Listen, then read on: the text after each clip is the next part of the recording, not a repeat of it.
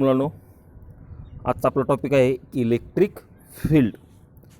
त्याच्यामध्ये आपण आधीच्या पॉईंटमध्ये काय बघितलं मुलांनो? सुपरपोजिशन प्रिन्सिपल, त्यानंतर vector form of Coulomb's law आणि डेफिनेशन ऑफ कुलम. हे 3 पॉईंट आपण आधीच्या पॉईंटमध्ये कवर केलेले आहेत. आजचा हा जो पॉईंट आहे मुलांनो, तो खूप महत्त्वाचा पॉईंट आहे. इलेक्ट्रिक फील्ड हा जो काही शब्द आहे मुलांनो, तुम्हाला 12th आणि 11th बऱ्याच वेळा कानावरती पडेल. मग त्या इलेक्ट्रिक फील्डचा मिनिंग काय आपल्याला माहीत असणं गरजेचं आहे. तर मुलांनो बघा, फील्ड म्हणजे क्षेत्र आणि इलेक्ट्रिक म्हणजेच की ज्या ठिकाणी एखाद्या इलेक्ट्रिक चार्जचं काय असतं, प्रभाव असतो, किंवा एखाद्या चार्जचं काय असतं मुलांनो, प्रभाव क्षेत्र असतं, त्यालाच आपण इन्फ्लुएन्स म्हणतो, स्पिअर ऑफ इन्फ्लुएन्स असतो. अशा जागेला किंवा अशा एरियाला काय म्हणायचं मुलांनो? इलेक्ट्रिक फील्ड असं म्हणायचं. आता हे इलेक्ट्रिक फील्ड बघा आपल्याला काय करायचं आहे, समजून घ्यायचं आहे. मग काय म्हटलं बघा इलेक्ट्रिक फील्डमध्ये त्यांनी, the space around a charge, चार्जच्या बाजूची जागा किंवा रिकामी जागा. The space around charge Q gets modified so that when test charge is brought in this region it experience a Coulomb force.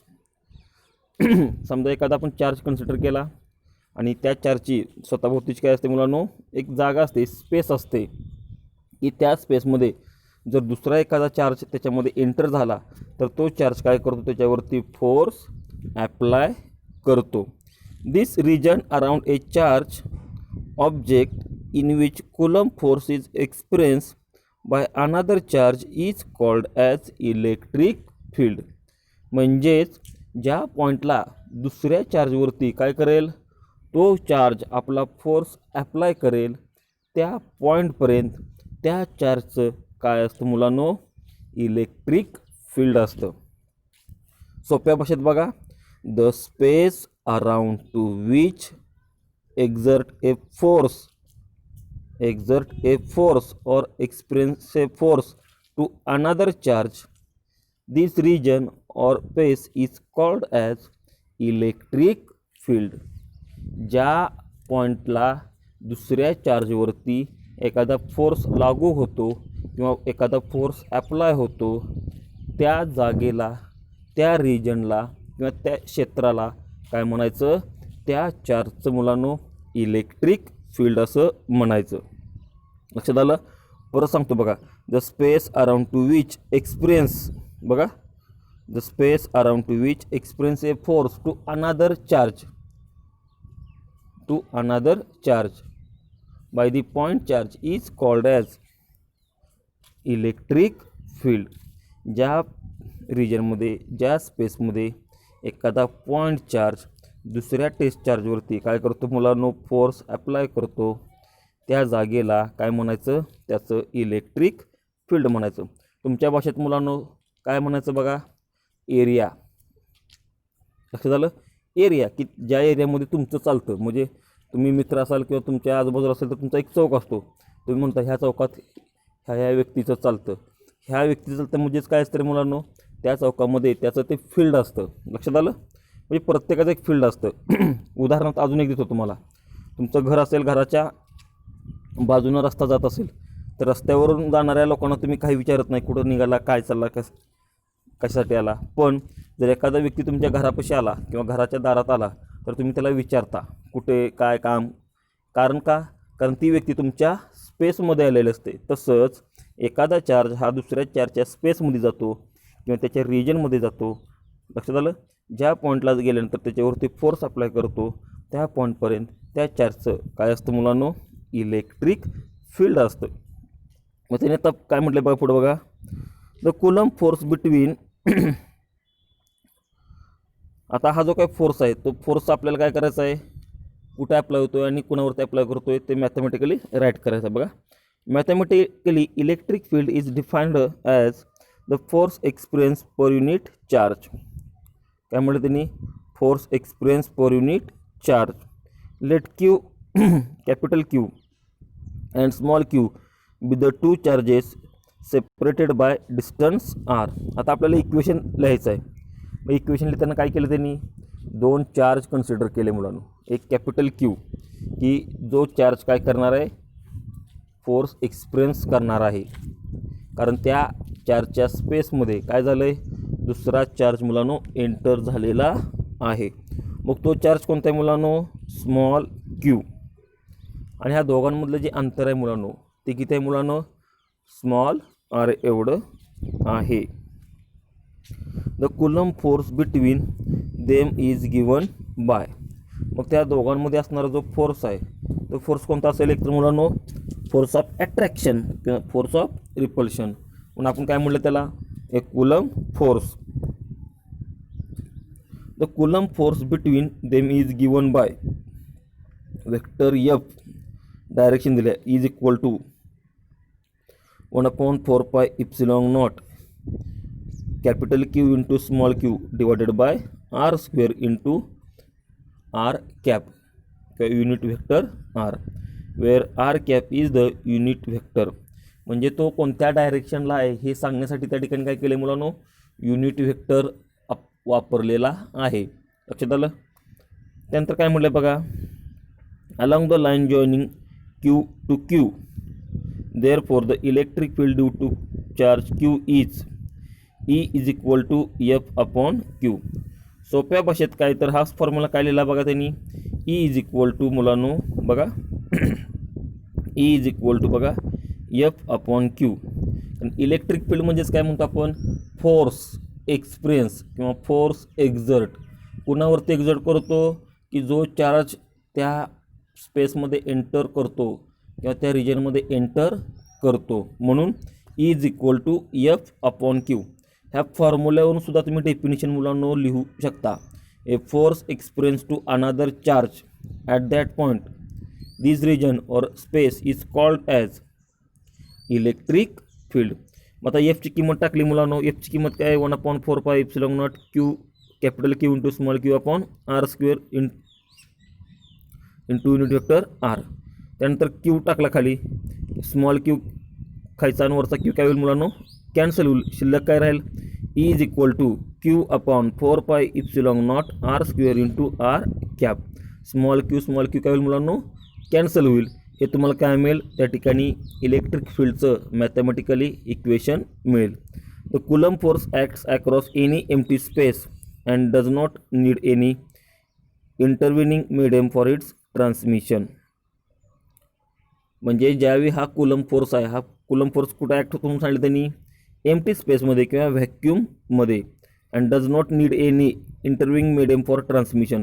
ह्याच्यासाठी कुठलंही मीडियमची गरज भासत नाही की हा फोर्स एक्सपिरियन्स होतो आहे किंवा हा फोर्स त्या ठिकाणी लागू होतो आहे.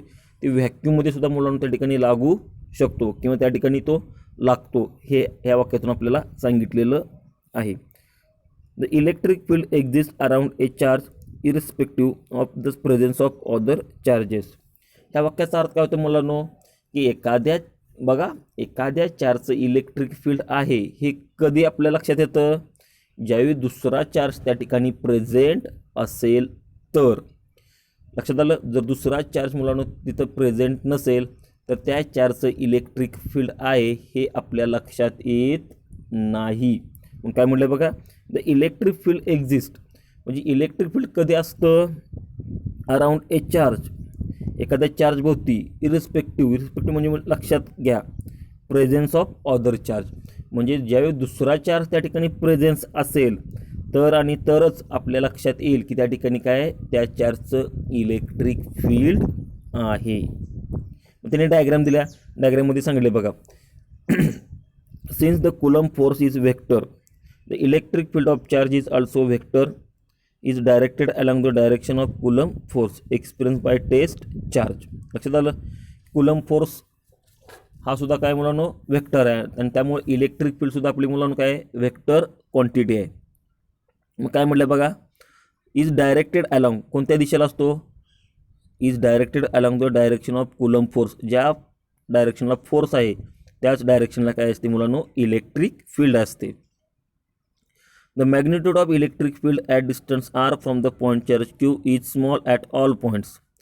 आता प्रत्येक ठिकाणी असणारी जी इलेक्ट्रिक फील्ड आहे त्या रिजनमध्ये बघा, ज्या रिजनमध्ये आपण इलेक्ट्रिक फील्ड आहे असं म्हणतो, त्या प्रत्येक पॉईंटला असणारी इलेक्ट्रिक फील्ड काय असते मुलांनो, स्मॉल असते. काय म्हटलं बघा, the magnitude of electric field at distance small R from the test charge Q is same at all points on the surface of the sphere of radius R as shown in figure. म्हणजे ती electric field जेवढं इकडं बघा मुलांनो, जेवढं distance increase होत जाईल ती इलेक्ट्रिक फील्ड मुलांनो काय होईल, कमी कमी होत जाईल. जेवढं ते इलेक्ट्रिक फील्डमधलं जे डिस्टन्स आहे ते मुलांनो कमी होत जाईल, तेवढं त्या ठिकाणचं फील्ड काय असेल मुलांनो, स्ट्रॉंग असेल. आणि काय म्हटलं त्यांनी, तर इलेक्ट्रिक फील्ड जे आहे ते प्रत्येक पॉईंटला मुलांनो काय असते, सारखीच राहते. सेम डिस्टन्सवरचे जेवढे काही पॉईंट असतील त्या स्पेसमध्ये, त्या प्रत्येक पॉईंटवरती असणारं इलेक्ट्रिक फील्ड काय असेल मुलांनो, सेम असेल किंवा सारखंच असेल. It is direction is along the radius of the sphere pointing away from its centre of the charge is positive. आता जे आपण स्पियर काढला आहे मुलांनो आर एवढ्या डिस्टन्सवरती, त्या स्पियरच्या परिघावरती म्हणजे सर्कम्फरन्सवरती जेवढे काय पॉईंट्स आहेत मुलांनो, त्या प्रत्येक पॉईंटवरची असणारी इलेक्ट्रिक फील्ड मुलांनो सारखी आहे. ती का सारखी आहे मुलांनो, कारण ते सगळे पॉईंट्स मुलांनो कॅपिटल क्यूपासून सारख्याच किंवा सेम डिस्टन्सवरती आहेत. ते डिस्टन्स किती आहे मुलांनो, आर. आणि आर हे डिस्टन्स आपण काय म्हणलं आहे, रेडियस ऑफ दी स्पियर. मग ई इज इक्वल टू मुलांनो, ज्यावेळी तुम्हाला फक्त फॉर्म्युला लिहायचा असेल, मॅग्निट्यूड लिहायचं असेल, त्यावेळी व्हेक्टरचं सिम्बॉल वापरायचा नाही. फक्त त्या ठिकाणी मॅग्निट्यूड लिहितो त्यावेळी फक्त स्केलर फॉर्म लिहायचा. स्केलर फॉर्ममध्ये काय फॉर्म्युला आहे, capital E is equal to Q upon 4 epsilon naught R square. म्हणजे हा फॉर्म्युला तुम्हाला बऱ्याच ठिकाणी मुलांनो वापरावा लागणार आहे. गॉस थेरममध्ये हा फॉर्म्युला आपण त्या ठिकाणी वापरणार आहे. E is equal to 1/4 epsilon naught Q upon R square असं जर लिहिलं तरी चालतं, किंवा E is equal to Q upon 4 epsilon naught R square ह्याला ब्रॅकेट करून तुम्ही ठेवलं तरी चालेल. हा इम्पॉर्टंट फॉर्म्युला आहे.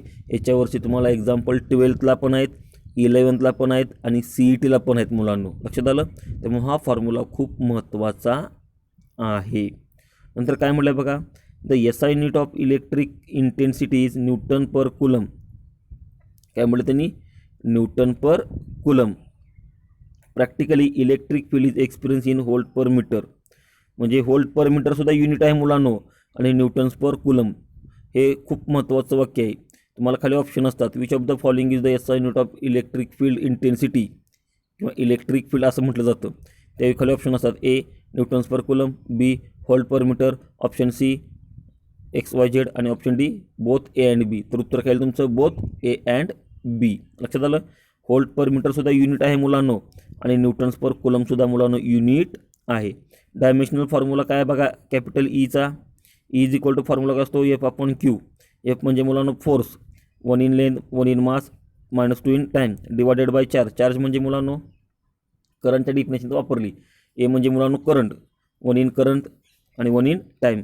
हे सगळं वरती नेल्यानंतर काय होईल, 1 in length, 1 in mass, -3 in time आणि -1 इन करंट. लक्षात आलं.